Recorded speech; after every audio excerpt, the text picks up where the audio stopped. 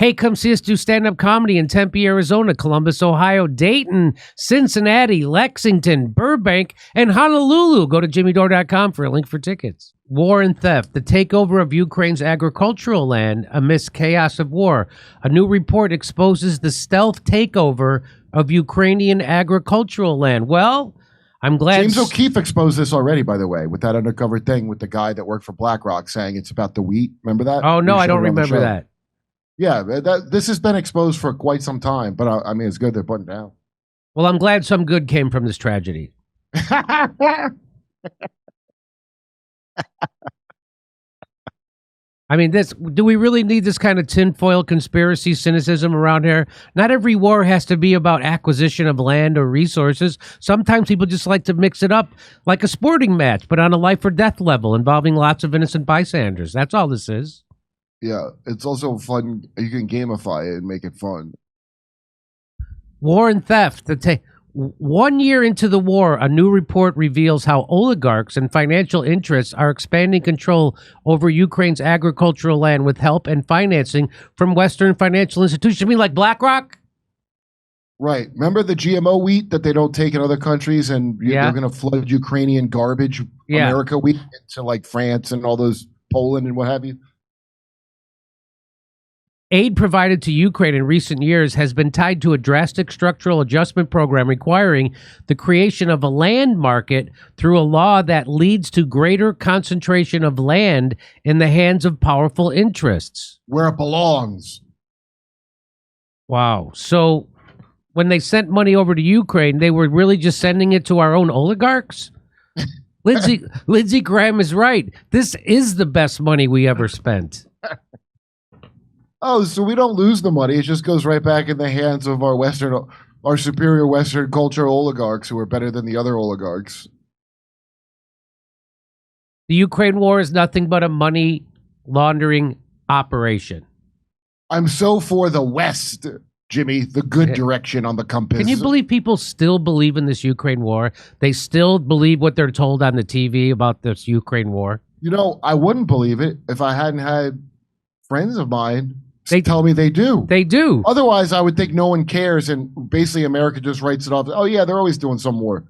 But no, there are actually imbeciles, probably who are going to pay for CNN, who are going to pay the money to look at the CNN news through the paywall, who think, I told you a good friend of mine goes, we should have given Ukraine everything. If it starts World War III, good. Okay. I couldn't believe what he's saying to me. I couldn't believe it.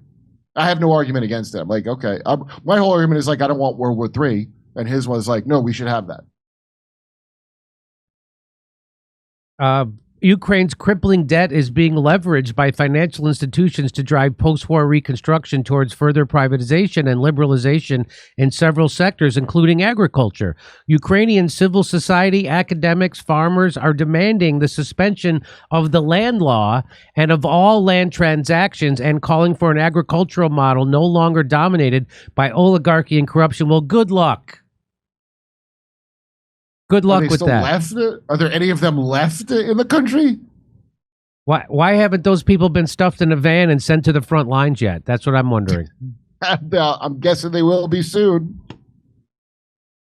Sales of agricultural land in Ukraine up 50% in February. Nice.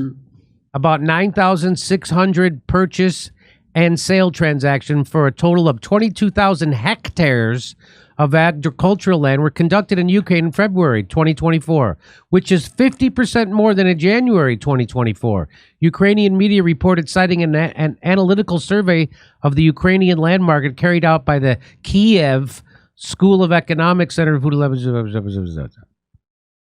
Wow. Yep. Ooh-wee. So Western corporations have already bought up half of the Ukrainian agricultural land at a bargain price. That's from July 14th of this year. Nice. So here's this guy Mick Wallace.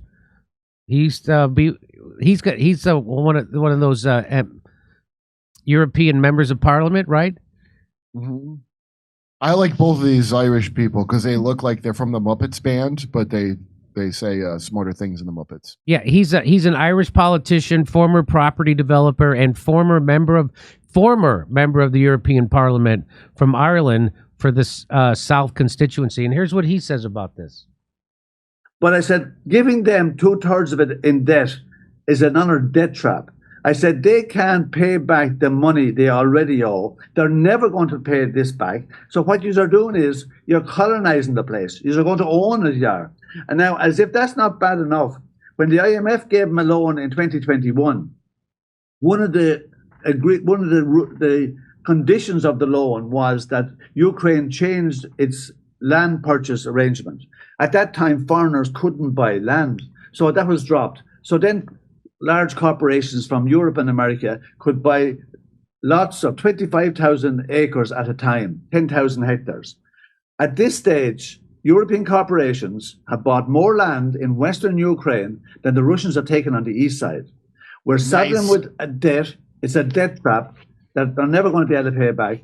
We're going to own the place. What the Russians don't own, we'll own, right? And Ukraine's sovereignty is a long, long piece away, right? And still, we don't mind continuing to throw working class Ukrainians into the meat grinder.